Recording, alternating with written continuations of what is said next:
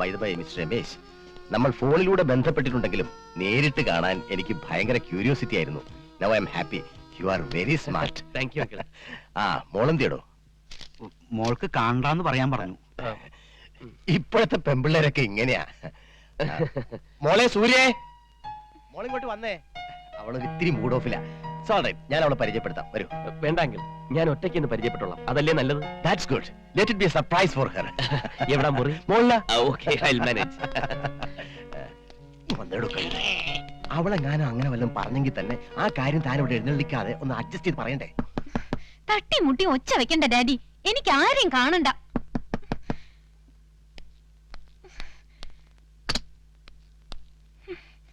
കാണണ്ടെന്ന് പറഞ്ഞില്ലേ?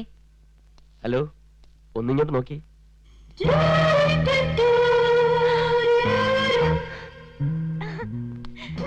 Yes, I am Ramesh Nambiar MBA. ഇത്രയും കാലം ഒളിച്ചു വെച്ചത് മറ്റൊന്നും കൊണ്ടല്ല. ഞാൻ അങ്ങനെയാണ്. കുട്ടിക്കാലം മുതൽ അല്പം ചൈൽഡിഷ്. അതെന്റെ നേച്ചറാണ്. ഡാഡി എപ്പോഴും അതിനെക്കുറിച്ച് വഴക്ക് പറയാറുണ്ട്. But I am careless. പക്ഷെ ഇപ്പോൾ എല്ലാ സത്യവും തുറന്നു പറയാൻ സമയമായി. ഇനിയും നിന്നെ പറ്റിക്കാൻ എനിക്ക് വയ്യ. Because I love you. I do love you. I love you so much.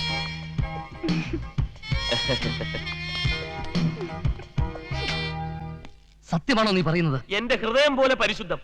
Ramesh Nambiar എന്ന് പറഞ്ഞ ആ വീട്ടിൽ കാലുകുത്തിയതും ഒരൊറ്റ ആക്രമണമല്ലായിരുന്നു. ആര്? അവളുടെ അമ്മാവനും അവളുടെ മുറച്ചെറുക്കൻ. എന്നിട്ട് ഞാൻ ചെറുത്തു നിന്നു.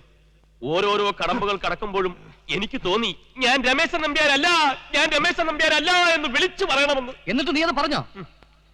ഞാൻ പിടിച്ചു നിന്നു സാറിന് വേണ്ടി. അവളോട് മാത്രം എന്നെ പറ്റി പറഞ്ഞില്ലേ? പറഞ്ഞെന്നോ? എല്ലാം പറഞ്ഞു. സാർ എന്നെ പോലെ ഒരു സുന്ദരനല്ല. അല്ല, സാർ എന്നെക്കാളും സുന്ദരനാണ്. മാത്രമല്ല 6.5 അടി പൊക്കമുണ്ടെന്ന് വരെ വെച്ച് കാച്ചിട്ടുണ്ട്. 6 അടി പൊക്കോ? എനിക്ക് 5 അടി പൊക്കല്ലേ ഉള്ളൂ. സാറല്ലേ പറഞ്ഞ എന്തും പൊക്കി പറയണമെന്ന്. പൊക്കി പറയാൻ പറഞ്ഞ പൊക്കെ കൂട്ടി പറയാനാണോടാ? ഒരടിയുടെ കുറവല്ലേ ഉള്ളൂ. അതെ, ഒരടിയുടെ കുറവുണ്ട്. അത്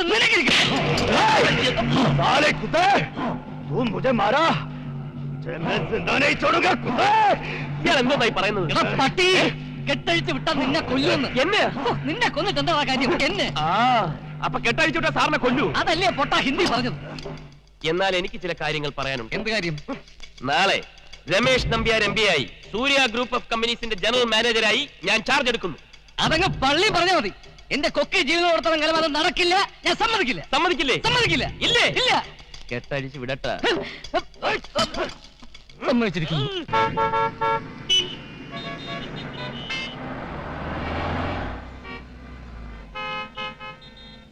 அவனுக்கு டைம் வந்துருச்சு. இந்த உலகத்தை விட்டே போறதுக்கு அவனுக்கு டைம் வந்துருச்சு.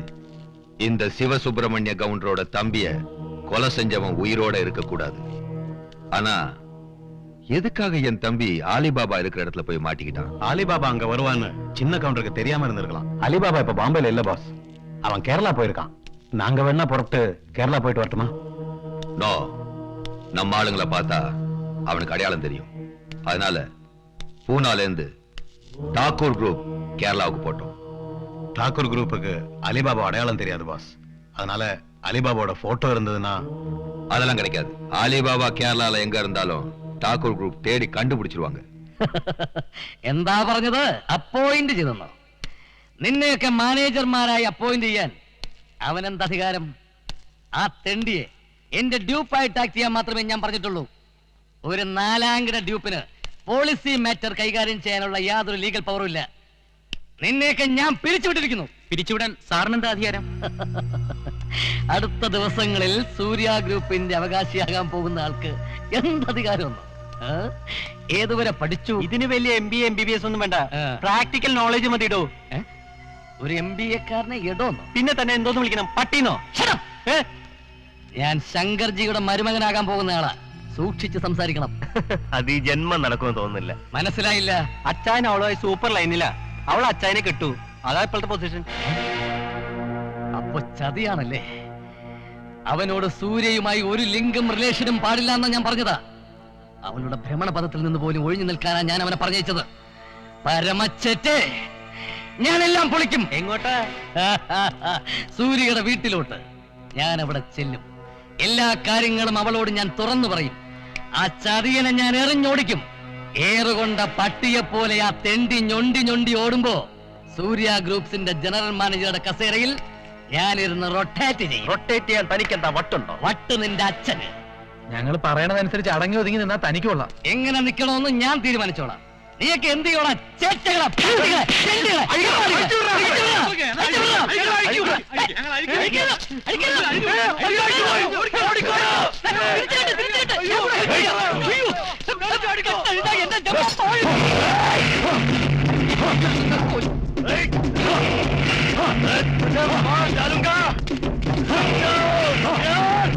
ഞാൻ നമ്പ്യാരും പൊതുവാളും ഒന്നല്ല. ഞാൻ നമ്പ്യാരായി.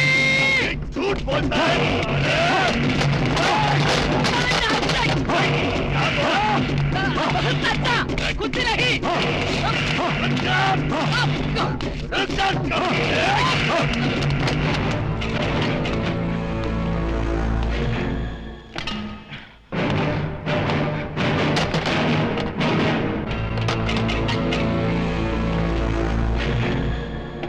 मैं तुझे मार डालूंगा. കൊല്ലല്ലേ, ഒരുപാട് സ്വപ്നങ്ങൾ എനിക്ക് ബാക്കിയുണ്ട്. സ്വപ്നം ബാക്കി. ആലിബാബ ചാടിപ്പോയെന്നു. നിങ്ങൾ എന്തായി പറയുന്നത്? സത്യമാണ്. ഇപ്പൊ രമേശ് നമ്പ്യാർ അയാളെ തട്ടിക്കാണും. എങ്കിൽ അയാളുടെ അടുത്ത് തരാം നമ്മൾ. അതിന് നമ്മൾ എന്ത് തെറ്റാ? അയാളെ കുടുക്കിയതും കെട്ടിയിട്ടിടിച്ചത് നമ്മളല്ലേ? അതിന്റെ പക തീർക്കായിരിക്കും.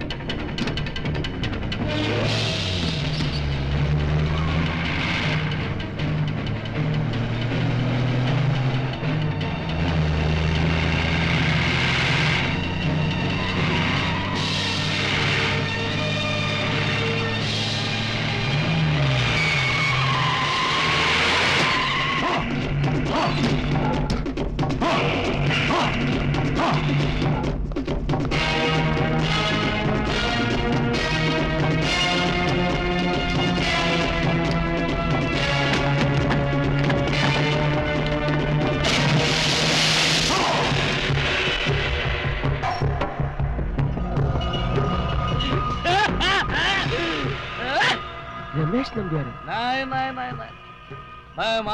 ബാബ.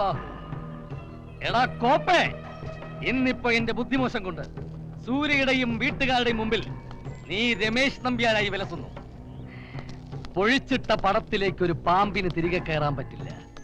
അതുപോലെ ഇനി ഒരിക്കലും എനിക്ക് ആ വീട്ടിൽ രമേശ് നമ്പ്യാരായി കയറാനും പറ്റില്ല. പക്ഷേ എനിക്ക് ആ വീട്ടിൽ കയറി പറ്റിയേ പറ്റൂ.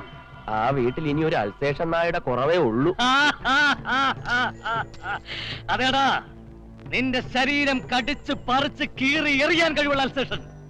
രമേശ് നമ്പ്യാർ എന്ന ഈ വ്യാജന്റെ രക്തത്തിന് വേണ്ടി ദാഹിക്കുന്ന അൽസേഷൻ. ആ അൽസേഷൻ ആകാനാടാ എന്റെ തീരുമാനം. അതുകൊണ്ട് ഇന്നു മുതൽ ഞാനാടാ അലിബാബ. അപ്പൊ അയാൾ എവിടെ? അയാൾ എവിടെയുമില്ല. കയറ് പൊട്ടിച്ചതും ഞാൻ അവനെ ഒറ്റ വെടിക്ക് അലിബാബയ്ക്ക് നിന്റെ ശത്രുപക്ഷത്ത് സ്ഥാനം. അവിടെ കയറിക്കൂടി നിന്റെ കള്ളക്കളി കംപ്ലീറ്റ് ഞാൻ പൊളിക്കും. അതോടെ സൂര്യ നിന്നെ ആട്ടി പുറത്താക്കും. പിന്നെ ഞാൻ സൂര്യയുടെ കഴുത്തിൽ മിന്നു കെട്ടും. എന്നിട്ട് സൂര്യ ഗ്രൂപ്പിന്റെ മുഴുവൻ അവകാശി ഞാനാകും. അടവ് 18 കഴിഞ്ഞാടാ ഞാൻ തീഹാറിൽ നിന്ന് വന്നിട്ടുള്ളത്. തീഹാറോ? ബീഹാർ. ബീഹാർ എന്നാ ഞാൻ പറഞ്ഞത്. ചെവിയും കേട്ടൂടല്ലേ? ബീഹാറിൽ എനിക്കൊരു ടീ എസ്റ്റേറ്റ് ഉണ്ട്. അതിന്റെ പേരാണ് ടീഹാർ. ടീഹാർ ടീ. അതും സംസാ